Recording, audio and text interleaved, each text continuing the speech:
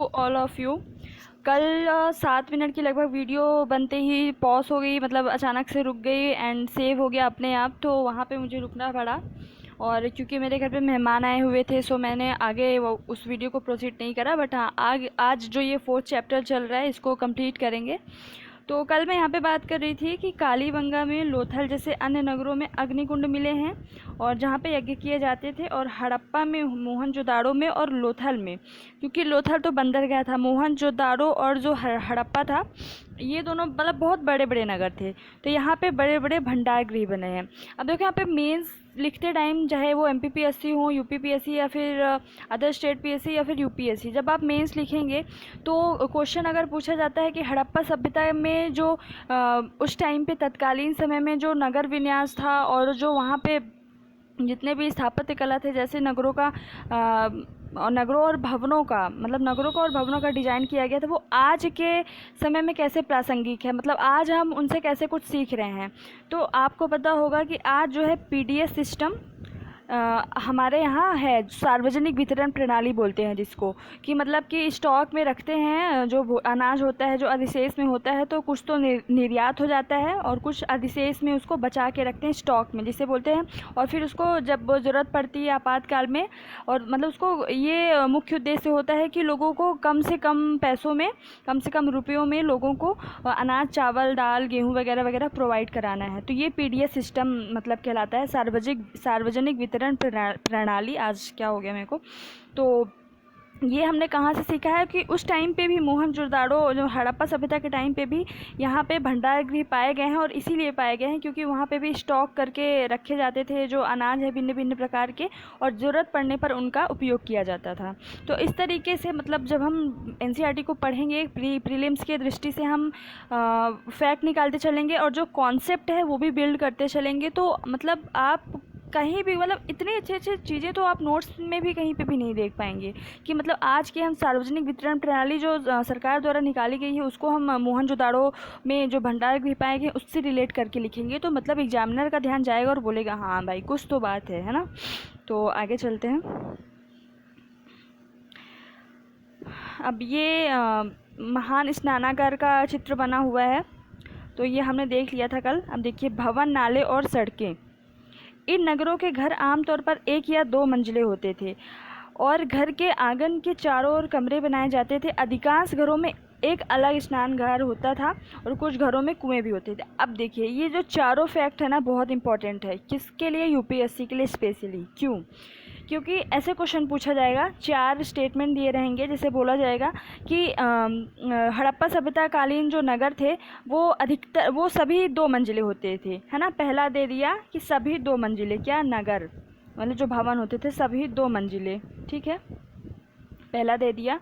दूसरा दे दिया कि जो अधिकांश घरों में एक अलग स्नान घर होता था, तो इसमें लिख देगा कि सभी घरों में अलग स्नानाघर होता था, है ना, सभी घरों में स्नानाघर होता था। और थर्ड लिख देगा कि सभी घरों में कुएं होते थे, सभी घरों में कुएं होते थे। अब कौन सा इसमें सही है? 1 या फिर यहाँ पे, हाँ चलिए ठीक है, 1 2 3 पहला ऑप्शन हो गया, सेकेंड हो गया केवल 1 और 2, थर्ड हो गया, मतलब ऐसे करके। तो आपका आंसर क्या होगा? और एक लास्ट ऑप्शन हो जाएगा कि इनमें से कोई नहीं। तो आंसर क्या होगा? इनमें से कोई नहीं, क्योंकि सभी घरों में 1 या 2 मंजिले नहीं होते थे। मतलब आमतौर, सामान्यतः ऐसे घरों में मोस्टली 1 या 2 मंजिले होते थे और घर के आंगन के चारों ओर कमरे बनाए जाते थे। और अधिकांश घरों में, हर घर में स्नान घर नहीं होता था, हर घर में उस टाइम पे वॉशरूम नहीं होता था, बट हाँ उस ज़माने में स्नान घर अलग से होता था। अधिकांश घरों में, बहुत बड़ी बात है।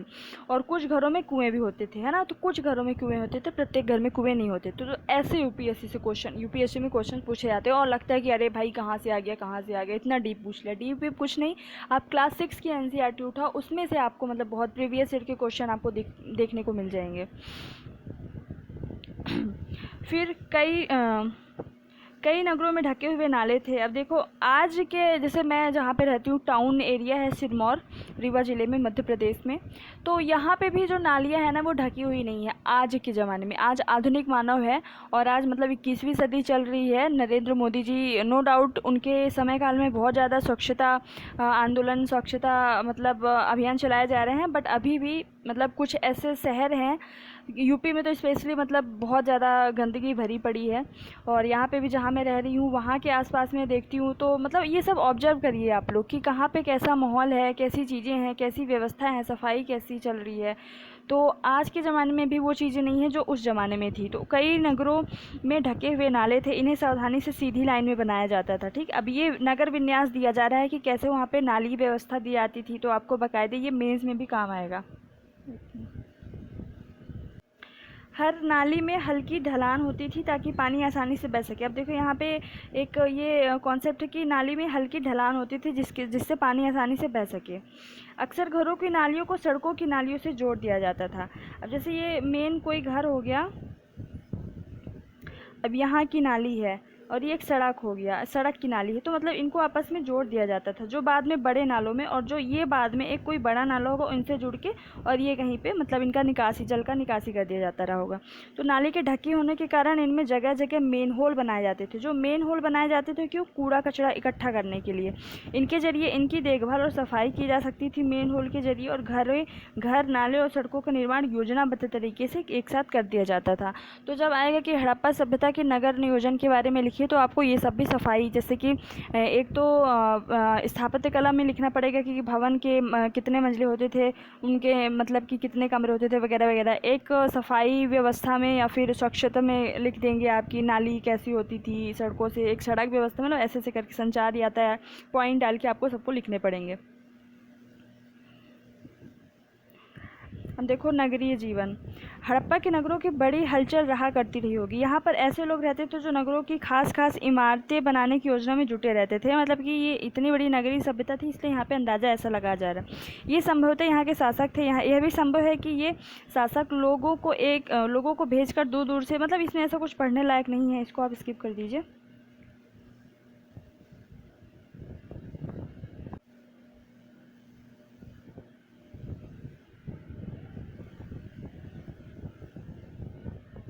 ये सब बस आप देख लेना एक बार, ऐसा कुछ नहीं है पढ़ने लायक।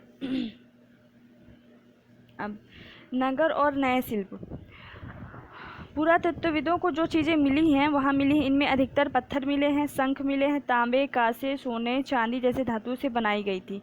तो ये पूछा जाएगा कि हड़प्पा सभ्यता में उस टाइम पे कौन कौन से, पहली बात तो धातुएं प्रचलित थी, तांबा दे देगा, सोना दे देगा, चांदी दे देगा, कांसा दे देगा, या फिर एक नहीं दिया आपको, मतलब इसमें पता लिख लीजिए कि तांबे यूज होते थे, कांसा तो बहुत यूज होता था, सोना और चांदी मुख्य तरीके से, मुख्य क्या, कांसा यूज होता था उस टाइम पे। शंख भी एक मतलब होता है जो शंख समुद्र में मिलता है ना, से धातुएं से बनाई जाती थी। तांबे और कांसे से औजार, हथियार, गहने, बर्तन बनाए जाते थे। सोने और चांदी से गहने और बर्तन बनाए जाते थे। यहाँ मिली सबसे आकर्षक वस्तुओं में मनके, बाट और फलक हैं। अब देखो हड़प्पा सभ्यता के लोग पत्थर की मुहरें बनाते थे। किसकी मुहरें बनाते थे? पत्थर की। और इन आयताकार मुहरों पर सामान्यतः जानवरों के चित्र मिलते हैं। तो मतलब कि अलग अलग मुहरों पर चित्र तो अलग अलग मिलेंगे, लेकिन जो पर्टिकुलर आयताकार मुहरें थे उनमें मोस्टली क्या मिलते थे? सामान्यतः, सभी में नहीं पर सामान्यतः, मोस्टली बोल सकते हैं, जानवरों के चित्र मिलते थे। हड़प्पा सभ्यता के लोग काले रंग से डिजाइन हुए खूबसूरत लाल मिट्टी के बर्तन बनाते, ये बहुत इंपॉर्टेंट है। मतलब कि जो मिट्टी का बर्तन था, वो जो बेस उसका होता था वो काले रंग का होता था, ये पूरा ब्लैक होता था, लेकिन उसके ऊपर जो डिजाइन की जाती थी वो लाल मिट्टी, मतलब लाल कलर के मिट्टी से की जाती थी। तो ये इंपॉर्टेंट है, सीधे सीधे लिखना। हड़प्पा कालीन जो बर्तन होते थे काले रंग के डिजाइन से लाल, मतलब काले रंग के डिजाइन किए हुए खूबसूरत लाल, सॉरी मैंने उल्टा बता दिया, लाल कलर के बर्तन होते थे मिट्टी के, और उनमें काले कलर के डिजाइन बने होते थे, है ना। तो ये लिख लेना, जिससे मुझे कन्फ्यूजन हो गया तो लिख लेना एक बार। फिर संभवतः 7000 साल पहले मेहरगढ़ में कपास की खेती होती थी, है ना, कपास की खेती। मोहनजोदड़ो से कपड़े के टुकड़े के अवशेष, चांदी के एक फूलदान के ढक्कन तथा कुछ अन्य तांबे की वस्तुओं के चिपके हुए मिले हैं। अब ये जो फैक्ट मिला है, मतलब जो जो यहाँ पे अवशेष मिला है वो लिखते जाना है कि मोहनजोदड़ो से क्या मिला? कपड़ों के टुकड़े के अवशेष, चांदी के एक फूलदान के ढक्कन तथा कुछ अन्य तांबे की वस्तुओं पर चिपके मिले हैं। तो क्या पूछेगा कि कपड़ों के टुकड़े के अवशेष कहाँ मिले हैं? तो मोहनजोदड़ो से मिला है। कपास की खेती कहाँ होती थी? तो मेहरगढ़ में होती थी। पकी मिट्टी तथा फेयंस से बनी तत्काल सूत कताई का संकेत देती है ना। तो सूत कताई का संकेत कहाँ से मिलता है? पक्की मिट्टी तथा फेयन से। तो इस तरीके से फैक्ट निकाले जाते हैं और कैसे मेंस के लिए काम आएगा वो मैं बताती चल रही हूँ। इनमें से अधिकांश वस्तुओं का निर्माण विशेषज्ञों ने किया था। विशेषज्ञ उसे कहते हैं जो किसी खास चीज़ों को बनाने के लिए खास प्रशिक्षण लेता है, जैसे पत्थर तराशना, मनके चमकाना या फिर मुहरे चमकाना, मुहरों पर पच्चीकारी करना आदि। ये सब तो चलो ठीक है, ये आप स्किप कर दीजिए। हाँ, अब ये देखिए इंपॉर्टेंट है, फेयांस क्या होता है? ये शब्दावलियाँ बहुत इंपॉर्टेंट होती है एनसीईआरटी की। तो फेयांस क्या होता है? जो पत्थर और शंख प्राकृतिक तौर पर पाए जाते हैं, लेकिन फेयांस को कृत्रिम रूप से बनाया जाता है। तो 4 स्टेटमेंट दिया जाएगा। तो पहला लिख देगा कि भैया फेयांस को प्राकृतिक रूप से पाया जाता है। तो भैया यहाँ पे हमको फैक्ट नोट करके लिखना है कि फेयांस जो होते हैं वो कृत्रिम रूप से पाए जाते हैं, यानी कि नेचुरली नहीं पाए जाते हैं, उनको आर्टिफिशियली रूप से बनाया जाता है। बालू या स्फटिक पत्थरों के चूर्ण की गोद में मिलाकर उनसे वस्तुएं बनाई जाती हैं। ये देख लीजिए आप क्या क्या मटेरियल यूज होता है। उसके बाद उन वस्तुओं पर एक चिकनी परत चढ़ाई जाती है। इस चिकनी परत के रंग प्रायः नीले या हल्के समुद्री हरे होते हैं। और फेयांस से बनाया क्या जाते थे? मनके, चूड़ियाँ, बाले और छोटे बर्तन ये बनाए जाते थे। ठीक, तो फेयांस के बारे में थोड़ा सा देख लेना। यहाँ पे कच्चे माल के बारे में बताया गया कि उनको कहते हैं जो प्राकृतिक रूप से प्राप्त होते हैं वगैरह वगैरह, पर इसमें से कुछ फैक्ट या फिर कॉन्सेप्ट नहीं है। आप आगे चलिए। हड़प्पा के लोग तांबे का आयात संभवतः आज के राजस्थान से। अब ये क्वेश्चन इंपॉर्टेंट है, फैक्ट्स हैं जो कि हड़प्पा के लोग कौन सी चीज़ का, कौन सी वस्तु का आयात कहाँ से करते थे। तो हड़प्पा लिखना, आप ऐसे नोट्स बनाओ ना, ऐसे बनाओ, किसी दिन मैं नोट्स लेके आऊँगी अपने। हड़प्पा, यहाँ पे आयात लिख दो, और यहाँ पे जैसे तांबा, तो तांबे का आयात कहाँ होता था? राजस्थान से। और पश्चिम एशियाई देश ओमान से भी, राजस्थान और ओमान से तांबे का आयात किया जाता था। कांसा बनाने के लिए तांबे के साथ मिलाई जाने वाली धातु टिन का आयात आधुनिक ईरान से। तो तांबे का आयात राजस्थान से और एशियाई देश ओमान से। टिन का आयात आधुनिक ईरान से और अफ़गानिस्तान से। और सोने का आयात आधुनिक कर्नाटक, और बहुमूल पत्थरों का आयात गुजरात से, ईरान से और अफ़गानिस्तान से। तो ये सारे फैक्ट आपको नोट कर लेने हैं, बहुत इंपॉर्टेंट है। अब जो नगर में रहने वाले लोग थे उनके लिए भोजन कैसे वो करते थे? तो लोग नगरों के अलावा गांवों में भी रहते थे। वे अनाज उगाते थे और जानवर पालते थे। जो गांव वाले लोग थे, पशुपालन, कृषि। तो किसान और चरवाहे ही शहरों में रहने वाले शासकों, लेखकों और दस्तकारों को खाने के सामान देते थे। पौधों के अवशेष से पता चलता है कि हड़प्पा के लोग, ये इंपॉर्टेंट है कि हड़प्पा के टाइम पे कौन कौन से अनाज होते थे। गेहूँ होता था, जौ होता था, जो कि सबसे पहले उगाई गई फसलें थी, जौ और गेहूँ। दाल, मटर, धान, तिल, सरसों। ऐसे का ऐसा आप लोग लिख लेना कि हड़प्पा काल में कौन कौन सी फसलें उगाई जाती थी और प्रयोग में की मतलब लाई जाती थी। ठीक, फिर ज़मीन की जुताई के लिए हल का प्रयोग एक नई बात थी, पर होता था। हड़प्पा काल के हल तो नहीं बच पाए हैं क्योंकि वे प्रायः लकड़ी से बनाए गए थे, लेकिन हल के आकार के खिलौने ज़रूर मिले हैं, है ना।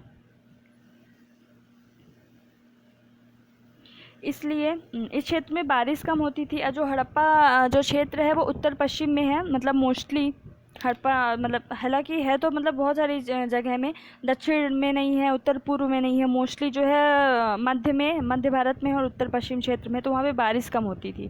तो इसलिए सिंचाई के लिए लोगों ने कुछ तरीके अपनाए। संभवतः पानी का संचय किया जाता था और ज़रूरत पड़ने पर उसे फसलों की सिंचाई की जाती होगी। तो जो हम आज तालाब और कुएँ खोद कर करते हैं पानी का संचय, वो उस टाइम पे ही था। तो जैसे मैंने सार्वजनिक वितरण प्रणाली के लिए एक बताया कि जो आज के लिए कैसे प्रासंगिक हम सीख सकते हैं, वैसे यहाँ पे पानी का संचय के लिए भी यूज कर सकते हैं एग्जाम्पल। तो ऐसे ही आपको पढ़ना है। तो हड़प्पा के लोग क्या क्या पालते थे? गाय, भैंस, भेड़, बकरी पालते थे, और कुत्ता सबसे पहला पालतू जानवर था उस टाइम पे। तो बस्तियों के आसपास तालाब और चारागाह होते थे, लेकिन सूखे महीनों में मवेशियों के झुंड को चारा पाने, मतलब ये जरूर ये ठीक है, बट हाँ ये देख लेना, गाय, भैंस, भेड़ और बकरियाँ पाली जाती थी उस टाइम पे, है।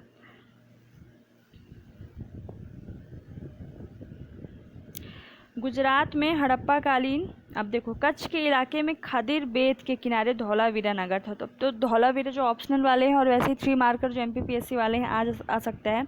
तो धौलावीरा था कहाँ? गुजरात में, कच्छ के इलाके में, खदिर बेत के किनारे।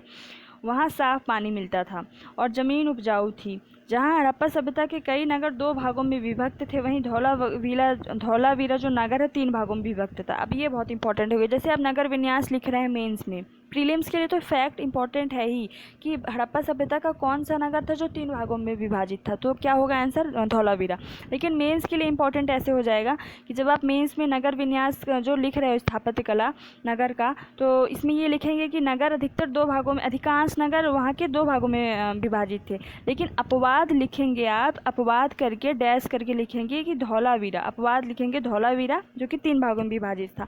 तो आप सोचिए जब ऐसे कॉन्सेप्ट, मतलब ऐसे जो अलग से फैक्ट है अपवाद वाले, जब आप अपने मेंस की कॉपी में लिखेंगे, चाहे वो यूपीएससी हो चाहे स्टेट पीएससी हो, तो क्या इफेक्ट पड़ेगा। हाँ, तो एग्जामिनर मतलब अलग से आप डेडिकेट हो जाएगा आपकी कॉपी को चेक करने के लिए कि मतलब हाँ ये कॉपी एकदम शानदार है, एकदम अलग है। तो ऐसे आपको एनसीईआरटी बहुत हेल्प करेगी। और इसके हर हिस्से के चारों ओर पत्थर को ऊंची ऊंची दीवार बनाई गई थी। इसके अंदर जाने के लिए बड़े बड़े प्रवेशद्वार थे। इस नगर में एक खुला मैदान भी था जहाँ सार्वजनिक कार्यक्रम आयोजित किए जाते थे। यहाँ मिले कुछ अवशेषों में हड़प्पा लिपि के बड़े बड़े अक्षरों को पत्थरों में खुदा पाया गया। एक ये दूसरा इम्पोर्टेंट हो गया कि अवशेषों में हड़प्पा लिपि के बड़े बड़े अक्षरों का अवशेष कहाँ मिला है, तो धौलावीरा में मिला है। और इन अभिलेखों को समतल लकड़ी में जड़ा गया था। यह एक अनोखा विशेष है क्योंकि आमतौर पर हड़प्पा के लेख मुहर जैसी छोटी वस्तुओं पर पाए जाते हैं। तो ये भी पूछ सकता है कि ऐसा अभिलेख कहाँ खुदा पाया है जो लकड़ी में जड़ा गया था, ना कि मोहरों में, तो धौलावीरा में। तो यहाँ पे धौलावीरा से 2 मेन फैक्ट निकल के आ रहे हैं कि पहली बात तो धौलावीरा का जो नगर था 3 भागों में विभाजित था, और यहाँ से हड़प्पा लिपि के बड़े बड़े अक्षरों को पत्थरों में खुदा पाया गया, मतलब ऐसा अवशेष पाया गया। तो 2 फैक्ट यहाँ से निकल के आ रहा है। मतलब ये चैप्टर बहुत ज़्यादा इंपॉर्टेंट है। गुजरात की खंबात की खाड़ी में मिलने वाली साबरमती की एक उपनदी के किनारे बसा लोथल नगर एक ऐसे स्थान पर था। अभी हमने धौलावीरा की बात की, अब लोथल भी कहाँ है, गुजरात की खंबात की खाड़ी में है, जहाँ कीमती पत्थर जैसा कच्चा माल आसानी से मिल जाता था। तो कीमती पत्थर जैसा कच्चा माल कहाँ मिलता था, तो लोथल में, क्योंकि वैसे भी ये बंदरगाह था, और वैसे भी जब कोई भी नगर तट के किनारे मिलेगा तो कीमती पत्थरों के मतलब बहुत ज़्यादा वहाँ पे भरमार होगी।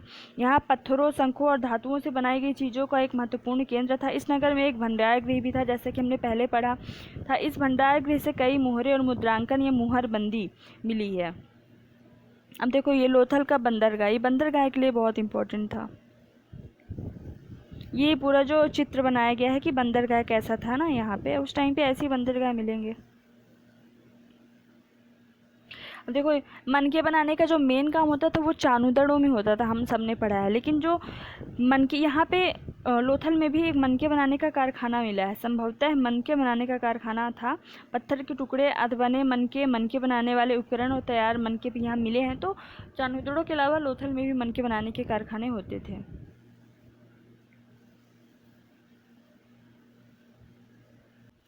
अब इसको आप स्किप करिए, बिल्कुल आगे चलते हैं। हाँ, अब देखिए ये क्वेश्चन आता है सभ्यता के अंत का रहस्य। तो सभ्यता, ये चूँकि 6 क्लास का है एनसीईआरटी, तो अभी इतने डिटेल में नहीं बताए जाएंगे कि कौन से इतिहासकार ने, कि मैके महोदय ने क्या कहा, कि जो रोमिला थापर है उन्होंने हड़प्पा सभ्यता का पतन किस तरीके से बताया। बट जो हड़प्पा सभ्यता का पतन है वो मोस्टली मतलब जो मेन है वो 2 कारणों से बताए जाते हैं। एक आकस्मिक पतन होता है और एक होता है क्रमिक पतन। तो आकस्मिक पतन में बताए जाते हैं कि वेदों का आक्रमण हुआ, वैदिक आर्यों का आक्रमण हुआ, और या फिर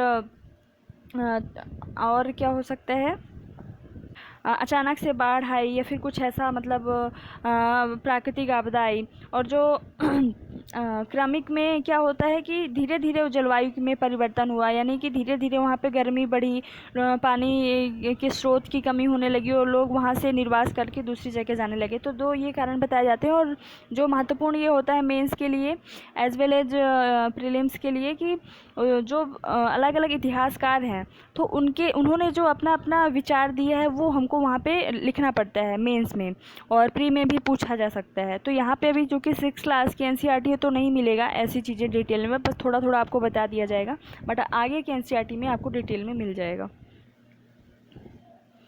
तो लगभग 3900 साल पहले एक बड़ा बदलाव देखने को मिला। अचानक लोगों ने इस नगरों को छोड़ दिया। लेखन, मुहर और बाटों का प्रयोग बंद हो गया। दूर दूर से कच्चे माल का आयात काफ़ी कम हो गया। मोहनजोदाड़ो में सड़कों पर कचरे के ढेर बनने लगे। जल निकास प्रणाली बिल्कुल नष्ट हो गई। सड़कों पर झुग्गीनुमा घर बनाए जाने लगे। अब यह सब क्यों हुआ, कुछ पता नहीं। कुछ विद्वानों का कहना है कि नदियाँ सूख गई थी, अन्य का कहना है कि जंगलों का विनाश हो गया। इसका कारण ये हो सकता है कि ईंटें पकाने के लिए ईंधन की ज़रूरत पड़ती थी। इसके अलावा मवेशियों के बड़े बड़े झुंडों से चारागाह और घास वाले मैदान समाप्त हो गए होंगे। कुछ इलाकों में बाढ़ आ गई, लेकिन इन कारणों से ये स्पष्ट नहीं हो पाया है कि सभी नगरों का अंत कैसे हो गया। मतलब ये अपने अपने अनुमान लगा रहे हैं कि जिस तरीके से यहाँ पे बदलाव हुए कि लोग झुग्गी झोपड़ियों में घर बनाने लगे और नगरों को छोड़ दिया, बाटों का प्रयोग बंद हो गया, कच्चे माल का आयात, व्यापार वाणिज्य सब बंद हो गया। तो यहाँ पे अनुमान लगाया है कि हो सकता है कि नदियाँ सूख गई हों या फिर जंगलों का विनाश हो गया, इसलिए उन्होंने ये सब छोड़ दिया हो, मतलब अपने अपने जो जगह है।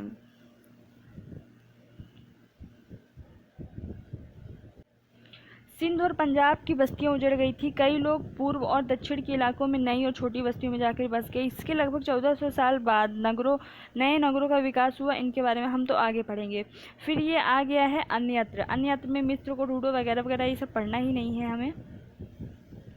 अब देखो, ये हमने पढ़ा कि कौन सा पहली बात तो ये देखो, पहला क्वेश्चन क्या है, पुरातत्वविदों को कैसे ज्ञात हुआ कि हड़प्पा सभ्यता के दौरान कपड़े का उपयोग होता था। तो ये ऐसे ज्ञात हुआ कि मोहनजोदाड़ो से हमने पढ़ा कि तांबे के बर्तनों में चिपके कपड़ों के अवशेष मिले हैं। तो जब अवशेष मिले हैं तो यानी उस टाइम पे कपड़ों का प्रयोग होता था। तो इस तरीके से हम जान जाएंगे। सुमिलित करो, कहाँ से कौन सा हड़प्पा कालीन सभ्यता में कौन सा धातु, कौन सी धातु, बहुमूल्य धातु कहाँ से आयात होती थी। तो ऐसे जोड़ी बनाने के लिए तो सीधे स्टेट पीएससी और यूपीपीएससी में आता है, यूपीएससी में आता है। तो तांबा कहाँ से मंगाया जाता था? राजस्थान से। टीन कहाँ से? बहुमूल्य पत्थर सोना कर्नाटक से। टीन मंगाया जाता था अफगानिस्तान से और बहुमूल्य पत्थर गुजरात से, है ना। तो एक बार आप ये देख लेना अच्छे से। आओ चर्चा करें, बच्चों के लिए है। ये जो तिथियाँ एक बार देख लेना आप लोग, ये सारे बस आओ करके देखें। बस हो गया, ये 4 चैप्टर कंप्लीट हो गए हैं। वैसे तो आज हमारा 5th चैप्टर कंप्लीट हो जाता, बट ठीक है, किसी कारणवश नहीं हो पाया। क्या बताती हमें किताबें और कब्रें? मतलब हम कल पढ़ेंगे जो वैदिक काल, उपनिषद, साहित्य, ऋग्वेद वगैरह वगैरह, तो थोड़ी बहुत इसके बारे में जानकारी मिलेगी। अभी ये 6th क्लास की चैप्टर्स हैं, 6th क्लास की हिस्ट्री है, तो इसमें हमें मतलब कॉन्सेप्ट बहुत ज़्यादा बिल्ड हो जाता है। और फिर जब 7th पढ़ेंगे, 8th पढ़ेंगे, 9th 10th, मतलब बहुत जल्दी जल्दी चीज़ें हो रही हैं। आपको बस देना कितना है, 20 से 25। अदर यूट्यूबर से आप पढ़ेंगे तो आप, मैंने खुद पढ़ाया चूँकि, तो 2-2 ढाई घंटे लगे हैं। बट मैं आपको अब खुद सीख के अपने अनुभव से बताती जा रही हूँ, तो आप ट्रस्ट करिए कि आपको 20 से 25 मिनट में बहुत अच्छी क्वालिटी मिल जाएगी। बस आपको इसको दोबारा पढ़ने की ज़रूरत नहीं है, मेरे साथ ही नोट्स बनाते जाइए बस। So thank you. जय हिंद, जय भारत।